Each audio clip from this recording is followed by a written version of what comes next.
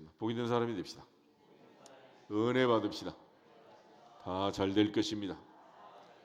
다 지나갈 것입니다. 할렐루야. ዮም 12장 12절부터 19절에 있는 말씀은 예수님께서 종료주일에 입성하신 예루살렘 입성 장면을 기록하고 있는 내용이 되겠습니다. 특별히 이제 6월절 엿새 전 잔치가 있었고, 주님은 드디어 이제 6월절의 어린 양으로 예루살렘에 들어가고 계십니다. 특별히 예수님께서 명절에 온다는 소식을 듣고 많은 사람들이 운집했는데, 그들은 특별히 종려나무 가지를 가지고 주님을 맞이하는 호산나 호산나 외치면서 지금 우리를 구원하소서라는 의미에서 호산나를 외치면서 찬송하리다 주의 이름으로 오시느니 곧 이스라엘의 왕이여 그랬습니다. 이어서도 여전히 지금 이제 당시 상황을 보면은 깨닫지 못하고 있는 것들을 보게 됩니다. 특별히 이 모든 상황은 제자들이 나중에 알았다. 16절에 그렇게 되어 있는데, 제자들은 처음에는 이를 깨닫지 못하였다가 예수께서 영광을 얻으신 후에야 이것이 예수님에 대하여 기록된 것임과 또 사람들이 예수님께 이같이 한 것이 생각났다 그랬습니다. 요한복음 2장 한번 찾아보겠습니다. 요한복음 2장에도 예수께서 너에게 이 성전을 헐라 내가 사흘 만에 세운다 그럴 때 이 성전은 헤롯이 46년 동안 지었는데 어떻게 당신이 사흘 만에 일으키겠느냐 이렇게 이제 반문을 하는데, 18절부터 22절 한번 보겠습니다. 이에 유대인들이 대답하여 예수께 말하기를 내가 이런 일을 행하니 무슨 표적을 우리에게 보이겠느냐. 예수께서 대답하여 이르시되 너희가 이 성전을 헐라 내가 사흘 동안에 일으키리라. 유대인들이 이르되 이 성전은 46년 동안에 지었거늘 내가 3일 동안에 일으키겠느냐 하더라. 그러나 예수는 성전된 자기 육체를 가리켜 말씀하신 것이라. 죽은 자 가운데서 살아나신 후에야 제자들이 이 말씀하신 것을 기억하고 성경과 예수께서 하신 말씀을 믿었더라. 아멘. 그러니까 예수님 말씀하신 현장에서 이 말을 깨닫는 자는 별로 많지 않았다. 그래서 씨 뿌리는 비유에서 말씀하신 것처럼 길가밭도 있고 돌짝밭도 있고 가시밭도 있고 옥토가 아니면은 씨가 자라지 못하는 것처럼 주님이 아무리 말씀해도 그 현장에서 말씀의 뜻을 알지 못했다. 예수님께서 말씀하신 성전은 자기의 몸, 육체를 가리켰지만은 그들이 생각하는 성전은 그들 눈앞에 있는 헤롯이 46년 동안 지었던 돌로 지은 돌집 그 성전을 생각했습니다. 예수님께서 사흘 만에 죽음을 이기고 부활하실 것을 말씀하셨지만 그들은 성전을 돌을 쌓아서 짓는 그것만을 생각했던, 그래서 이처럼 현장에서는 깨닫지 못했지만 나중에 예수님이 영광을 받으신 후에 죽음을 이기고 부활하시고 주님 살아나신 이후에야 제자들이 이 말씀을 기억하고 그것이 예수님에 대한 말씀인 것을 깨달았다. 예수님은 언제나 모세율법과 선지자의 글과 시편에 나를 가리켜 말하는 것이 이루어져야 하리라 말씀하셨고, 성경은 본인에 대한 말씀인 것을 강조했습니다. 요한복음 5장 39절 40절 두 절 한번 다시 보겠습니다. 요한복음 5장 39절 40절 너희가 성경에서 영생을 얻는 줄 생각하고 성경을 연구하거니와 이 성경이 곧 내게 대하여 증언하는 것이니라. 그러나 너희가 영생을 얻기 위하여 내게 오기를 원하지 아니하는도다. 아멘. 성경은 예수님에 대한 기록이고 이 성경을 통해서 예수님이 누구신가를 알았으면 이제는 실제로 예수님 앞에 가야 되지 않겠어요? 짐 사가는 금사과다 그러면 국선 작가한테 부탁해가지고 명필로 거실에 걸어놓으면 그게 복이 되는 게 아니잖아. 아침마다 뭐를 해야 돼? 먹어야지. 하나님의 아들 예수께서 직접 오셔서 내 눈앞에 지금 살아 계시는데 성경책만 붙들고 있으면 되냔 말이에요. 이것이 오늘 우리의 문제점인 것입니다. 그러니까 하나님 앞에 새벽마다 기도하고 출석 스티커 붙이고 이게 중요한 게 아니라 주님을 만납시다. 예수를 만납시다. 할렐루야. 그것이 오늘 우리가 할 일인 거지. 주님을 놓쳐버리면 그때는 뭘로 빠져 들어갈 수밖에 없는. 베드로 주님 볼 때는 무리를 걸어가지만 주님 놓치자 자연스럽게 빠져 들어가고 말잖아요. 그러므로 히브리서 기자가 말한 것처럼 초점을 놓치지 않고 목표 지점을 놓치지 않고 항상 주님을 바라보고 주님을 향해 달려가기를 주 이름으로 축복합니다. 히브리서 3장을 한번 찾아보겠습니다. 히브리서 3장 1절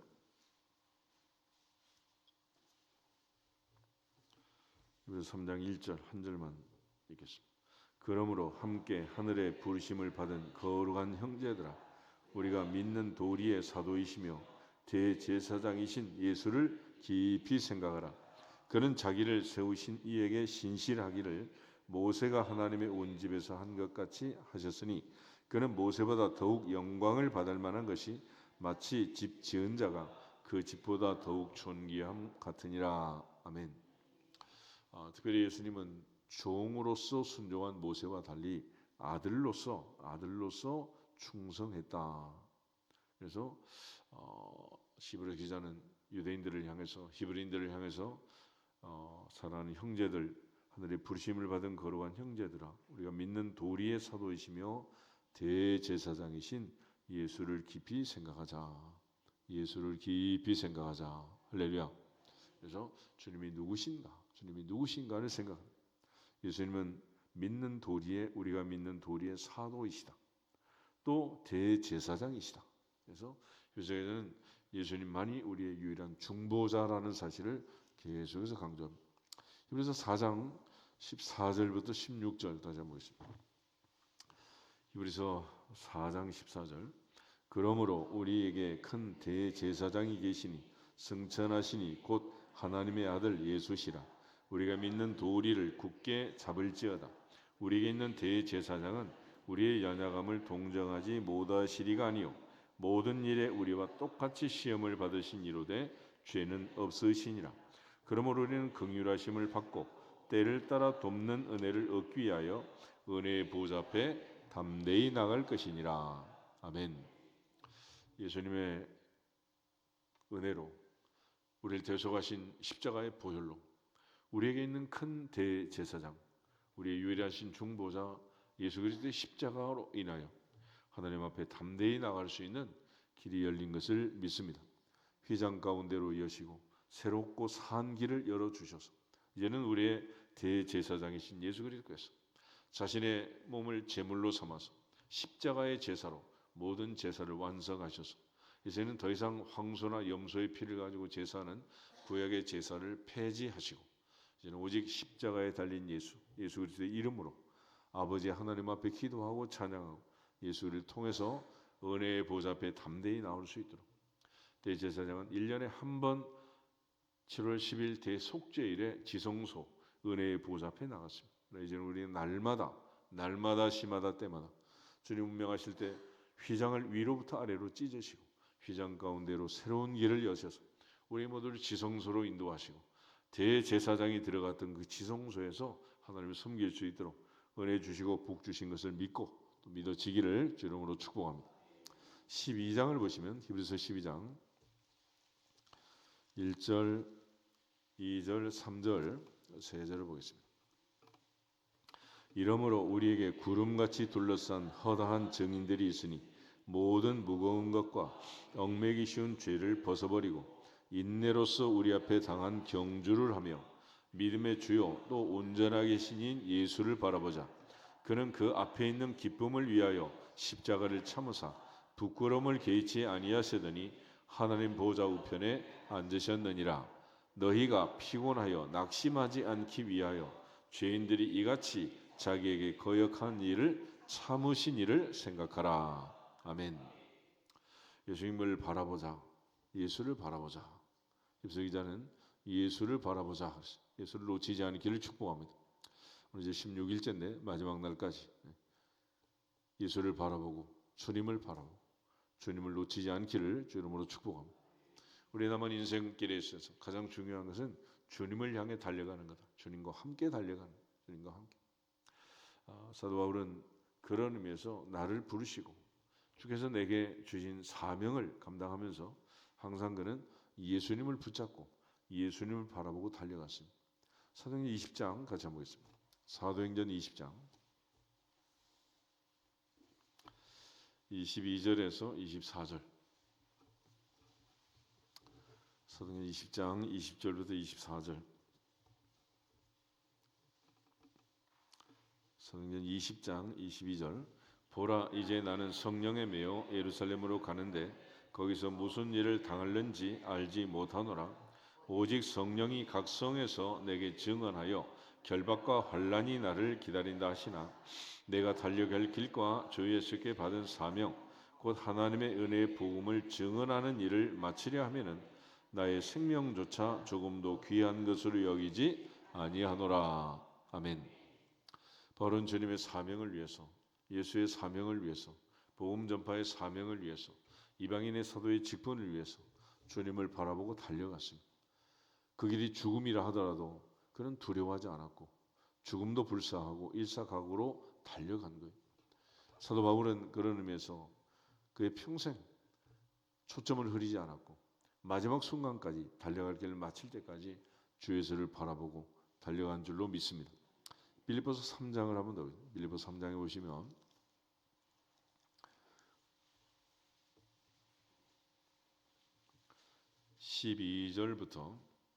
12절부터 14절 말씀까지 보겠습니다. 빌립보서 3장 12절. 내가 이미 얻었다 함도 아니요 온전히 이루었다 함도 아니라 오직 내가 그리스도 예수께 잡힌 바 된 그것을 잡으려고 달려가노라. 형제들아, 나는 아직 내가 잡은 줄로 여기지 아니하고 오직 한 일즉 뒤에 있는 것은 잊어버리고 앞에 있는 것을 잡으려고 표대를 향하여 그리스도 예수 안에서 하나님이 위에서 부르신 부름의 상을 위하여 달려가노라. 아멘. 먼저는 다메섹 도상에서 예수님 바울을 붙잡았습니다.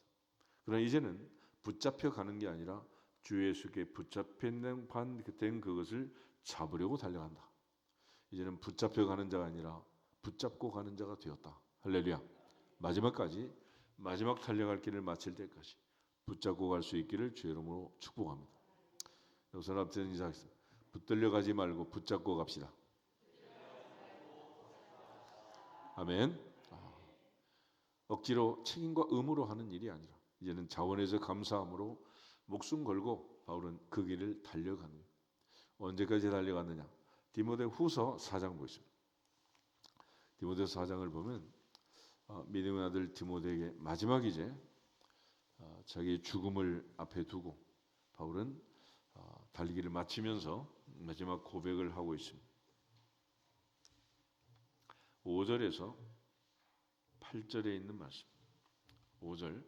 그러나 너는 모든 일에 신중하여 고난을 받으며 전도자의 일을 하며 네 직무를 다하라. 전제와 같이 내가 벌써 부어지고 나의 떠날 시각이 가까웠도다.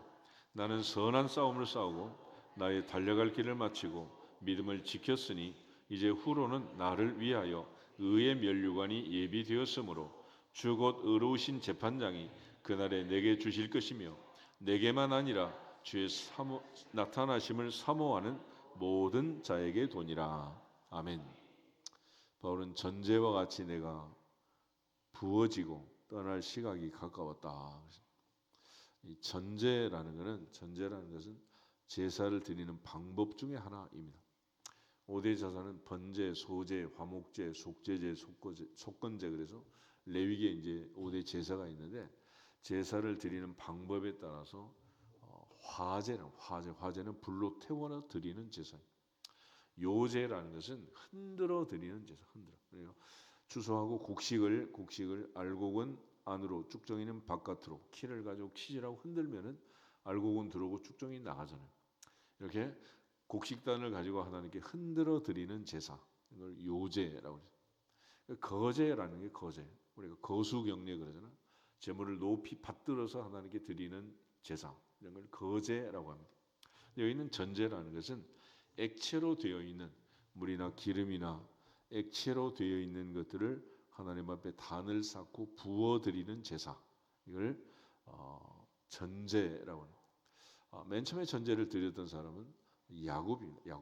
야곱은 외갓집으로 도망갈 때 어머니 리브가가 노잣돈 대신에 뭘 줬어요? 기름병을 줬습니다. 기름. 당시에는 이제 돈이 될 만한 게 별로 없고 또 먼 길을 가는데 많은 것을 가져갈 수 없고 그래서 요즘 같으면요 뭐 많은 방법들이 있겠지만은 그 옛날 뭐가 있겠어요. 그래서 그 리브가가 야곱이 도망가는 그 길에 도움이 될지 안 될지 모르겠지만 기름병을 준 거예요. 그런데 베델에서 그가 하늘의 꼭대기까지 올라가 있는 사닥다리 환상을 보고 이곳이야말로 하늘의 전이다. 하나님의 집이다. 그리고 돌단을 쌓고 그곳에 기름을 부었습니다. 그렇게 드리는 제사를 전제라고 합니다. 그래서 물로 기름으로 이렇게 부어 드리는 제사. 당시 전쟁터에서 극도의 갈증을 느끼고 내 고향 베들레헴 시원한 샘물 한 바가지 뭐 이런 말을 하죠. 세 용사가 듣고 진짜로 사선을 뚫고 와서 베들레헴에서 물을 길어 왔어요. 다윗이 그 시원한 물을 마시려다가 이거는 물이 아니라 피다. 그래서 제단을 쌓고 용사들이 길러온 물을 부어서 제사를 드렸습니다. 그런 걸 전제라고 전제. 그러니까 부어진 물이라는 것은 다시 돌이킬 수 없는 다 이제 끝났다 그런 얘기 아니겠어요. 옛날 강태공 얘기를 들으면 그런 일화가 있죠. 강태공은 낚시질할 때 고든 낚시질을 했다. 갈고리가 있는 낚시질을 해야 돼. 바늘 같은 낚시를 가지고 바늘 같은 낚시는 낚시질하면 고기 작게서 먹거든. 그러니 최소한 낚시를 갔으면 생선은 안 사 먹어야지. 이거는 뭐 도대체 낚시질을 한다고 바늘 같은 낚시를 가지고 낚시만 하고 있으니 세월을 낚는다고 이러시니 어떤 여자가 같이 살겠어 그게. 근데 나중에 화가 난 아내가 집을 나가 가출한 거 아니에요. 세월이 지나서 재상이 되었는데 돌아온 거야. 당신을 몰라보고 잘못했다고. 그래서 한 번만 용서해 달라고 받아들여 달라고. 열대강대공이 다른 얘기를 하지 않고 우물에 가서 물을 한 동이 길어 오시오. 그리고 나서 물을 길어 오니까 땅에 부으시오. 그래서 부었잖아.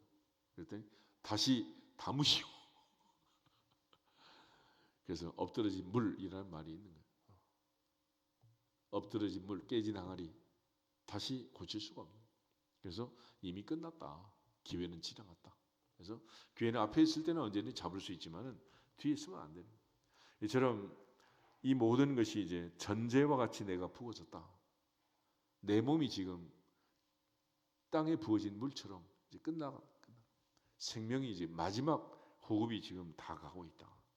그러니까 나의 떠날 시각이 가까웠다. 바로 마지막으로 이제 자기가 세상 떠날 때가 된 줄 알고 느꼈습니다. 보통 영적으로 보면 이제 민감하면 느낄 수가 있어요. 여러분도 마지막을 준비하고 떠날 시각이 올 때까지 하나님 앞에 충성하시기를 주 이름으로 축복합니다. 그것이 영적으로 우리가 준비하고 할 일인데 바울은 그 마지막 순간까지 주만 바라볼지어다. 주님만 바라볼지어다. 초점을 놓치지 않았어요. 이 초점을 놓쳐버리면 결과적으로 이제 문제가 되는 거죠. 그래서 나는 선한 싸움을 싸우고 달려갈 길을 마치고 믿음을 지켰다. 주 예수께 붙잡힌 바 된 그것을 잡으려고 달려간다. 여기까지 달려왔다. 라고 고백하면서 믿음의 아들 디모데에게 이제는 나를 위하여 의의 면류관이 예비되었고 이것은 나만 아니라 모든 사람을 위해서 주님께서 예비하시는 주님을 사모하고 주의 재림을 사모하는 주의 나타남을 사모하는 모든 자들에게 의로우신 재판장이 주실 것이다. 할렐루야. 그러므로 이번 성회도 마지막까지 주님을 바라보고 부활의 주님을 놓치지 않기를 주 이름으로 축복합니다. 동시에 주 앞에 가는 그날까지 마지막 호흡, 마지막 걸음 다 할 때까지 초점을 흐리지 않고 주님을 바라보고 달려가는 믿음의 달리기를 마치는 우리 모두가 되기를 주 이름으로 축복합니다. 그러면서 이 달리기는 너무 중요한 것이고 그냥 달려갈 수 있는 게 아니다. 히브리서 12장 다시 한번 보시면 히브리서 기자가 어떻게 달려갈 것인가라는 달리기 방법을 얘기해요. 12장 1절에 보면 이러므로 우리에게 구름같이 둘러싼 허다한 증인들이 있다.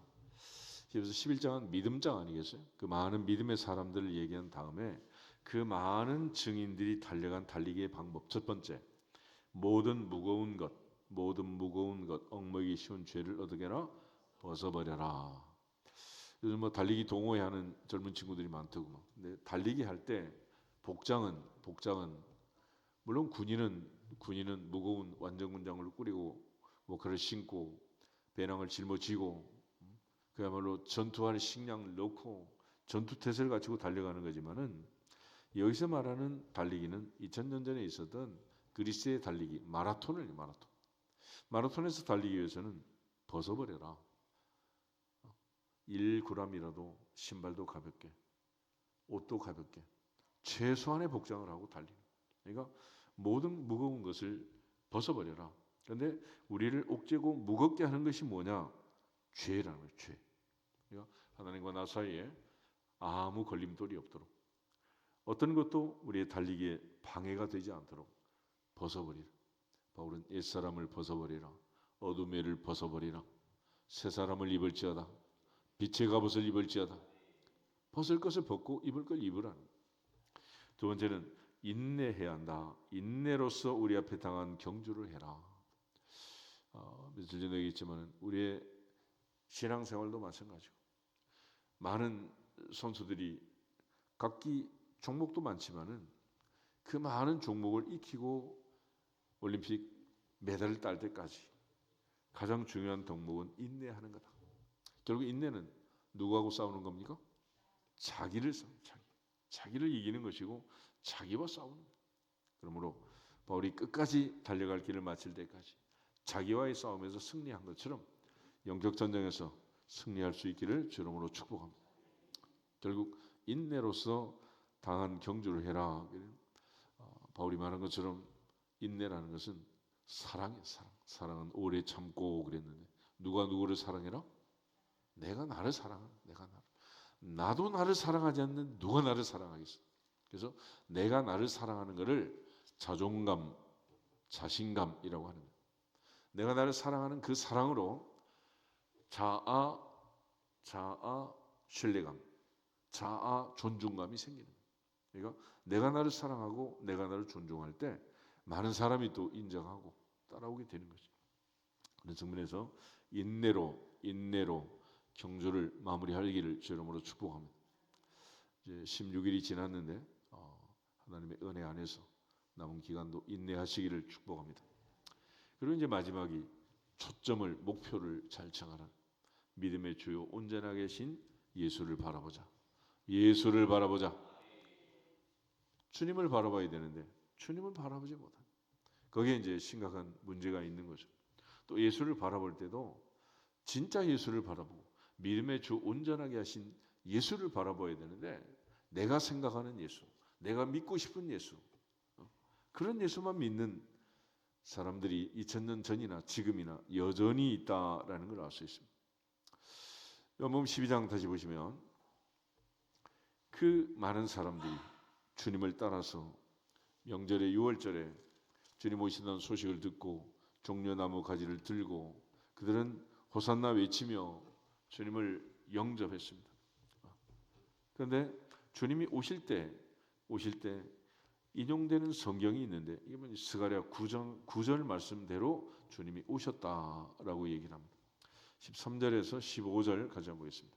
종려나무 가지를 가지고 맞으러 나가 외치되 호산나 찬송하리로다 주의 이름으로 오시느니 곧 이스라엘의 왕이시여 하더라. 예수는 한 어린 나귀를 보고 타시니 이는 기록된 바 시온 딸아 두려워하지 말라 보라 너의 왕이 나귀 새끼를 타고 오신다 함과 같더라. 아멘. 이제 잠깐 스가랴 9장 9절을 보겠습니다. 스가랴 9장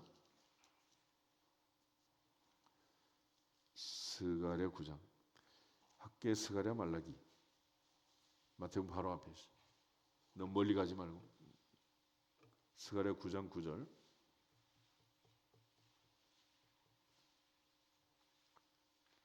스가랴 9장 9절 보겠습니다.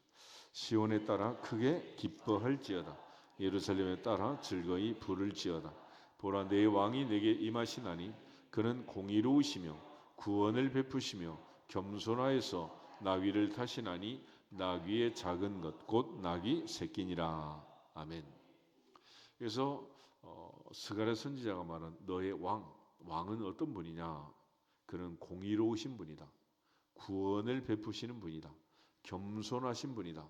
그래서 나귀를 타되 나귀 새끼를 타는 그런 분이다라고 얘기를 합니다. 그런데 호산나 다윗의 자손이여 우리를 오늘 살려내소서 하고 주님을 영접하는 사람들은 정치적인 메시아를 원했고 로마의 압제에서 그들을 구원할 정치적인 힘이 있는 왕을 원했고 오병이어의 기적에서 그들의 먹거리를 해결하던 경제 문제를 해결하는 그런 왕을 원했고 현실적인 로마에 항거할 수 있는 그런 힘 있는 왕을 원하십니다. 그렇지만 주님은 그런 왕과는 전혀 관계가 없는 분이었다. 전혀. 그래서 선지 이사야가 말한 것처럼 주님이 이 땅에 오셔서 침묵하셨고 특별히 죽음으로 모든 일을 마무리하고 완성하십니다. 그들의 기대와 전혀 달랐다. 그래서 제자들도 몰랐고 지금 많은 백성이 몰랐다는 거예요. 예수님이 누구신가를 몰랐고 주님을 따른다고 따랐지만은 결국은 내가 따르고 싶은 왕을 만들어 놓고 따라간 거지 성경이 말한 하나님이 약속하신 메시아를 따라간 건 아니었다라는 거예요. 이사야 53장을 잠깐 보겠습니다. 이사야 53장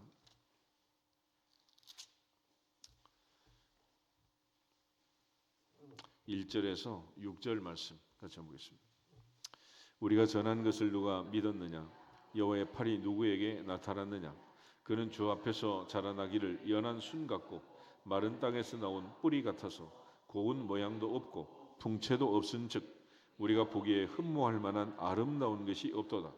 그는 멸시를 받아 사람들에게 버림받았으며 간고를 많이 겪었으며 질고를 아는 자라.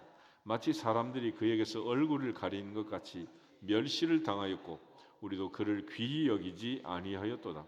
그는 실로 우리의 질고를 지고 우리의 슬픔을 당하였거늘 우리는 생각하기를 그는 징벌을 받아 하나님께 맞으며 고난을 당한다 하였노라. 그가 찔림은 우리의 허물 때문이요 그가 상함은 우리의 죄악 때문이라. 그가 징계를 받음으로 우리는 평화를 누리고 그가 채찍에 맞음으로 우리는 나음을 받았도다. 우리는 다 양 같아서 그릇 행하여 각기 제 길로 갔거늘 여호와께서는 우리 모두의 죄악을 그에게 담당시키셨도다. 아멘. 주님이 이 땅에 오셔서 하신 일은 사람들의 예상과는 전혀 다른 일이었다. 주님 우리가 생각하는 그런 주님이 아니었다. 당시의 백성들이 따르던 그런 왕도 아니었습니다. 그들이 세우고자 하던 그런 왕의 모습을 하고 있지도 않았다. 우리 모두가 다 믿음의 주 온전하게 하시는 예수를 바라볼 수 있기를 축복합니다. 주님 놓쳐버리면 안 된다. 주님께서 섬기는 자로 오셨고 종으로 오셨고 이처럼 허물 많은 죄 많은 우리를 위해 찔리고 상하시고 징계를 받음으로 우리는 평화를 누리고 그가 채찍에 맞음으로 우리는 나음을 입었도다. 바로 우리의 허물 때문에 우리의 죄악 때문에 그는 이 많은 고통을 당하시고 십자가에 운명하셨는데 그 예수를 깊이 생각할지어다. 주님을 바라볼지어다. 그러나 여전히 부활주의를 앞두고도 우리가 그런 주님을 놓쳐버리고 내가 생각하는 그런 자화상처럼 그런 신앙을 해서는 안 됩니다. 그래서 성경에 기록된 예수, 성경에서 예언한 예수, 성경이 가르쳐준 예수, 그 예수를 깊이 생각하고 예수님을 따라가는 우리 모두가 되기를 주 이름으로 축복합니다. 그래서 누가복음 23장 44절에서 모세율법과 선지자의 그 시편에 나를 가리켜 말한 모든 것이 이루어져야 하리라. 주님은 다 이루었다라고 말씀하시고 운명하셨는데 여전히 요한복음 12장을 보면 많은 사람들은 주님을 오해하고 호산나 찬송을 외치고 있지만은 그들은 깨닫지 못했다. 제자들도 깨닫지 못했다. 요한복음을 기록한 사도 요한은 당시를 생각하면서 회상하면서 깨닫지 못했던 자신을 반성하면서 우리를 찾아오신 예수 그리스도, 말씀이 사람이 되신 예수 그리스도, 태초에 말씀이 계시니라 이 말씀이 하나님과 함께 계셨으니 이 말씀은 곧 하나님이시니라. 말씀이 사람이 되신 하나님을 믿고 예수 그리스도를 믿어야 되는데 너무도 엉뚱한 세상 것들을 구했다. 수가성 여인에게 주님은 영원한 생수를 말씀하셨지만 여인은 단지 우물에서 길르는 생수만을 생각합니다. 하늘과 땅처럼 다른 하나님의 생각과 우리의 생각, 하나님의 뜻과 우리의 뜻, 하나님의 길과 우리의 길이 하늘과 땅 차이인 걸 알고 이제는 주 예수께 붙잡히 받는 것을 잡으려고 달려갔던 사도 바울처럼 마지막 순간까지 주님 붙들고 영원한 천국에 들어가는 우리 모두가 되기를 주 이름으로 축복합니다. 결국 이 모든 일을 통해서 많은 사람들이 생각했던 그런 것과 전혀 다른 길을 가신 십자가의 길, 주님 가신 길, 그 길이 어떤 길인가를 다시 한번 묵상하면서 우리 모두 주님 사랑하는 마음으로 나를 사랑하사 나를 위해 자기 자신을 버리신 하나님의 아들 믿는 믿음으로 마지막 순간까지 승리할 수 있기를 주님의 이름으로 축복합니다. 다시 한번 인사하겠습니다. 붙잡혀가지 말고 붙잡고 갑시다. 주님만 바라봅시다. 할렐루야. 다 같이 주 예수 그리스도의 이름으로 승리할지어다 선포하고 기도하겠습니다. 주 예수 그리스도의 이름으로 승리할지어다, 승리할지어다, 승리할지어다.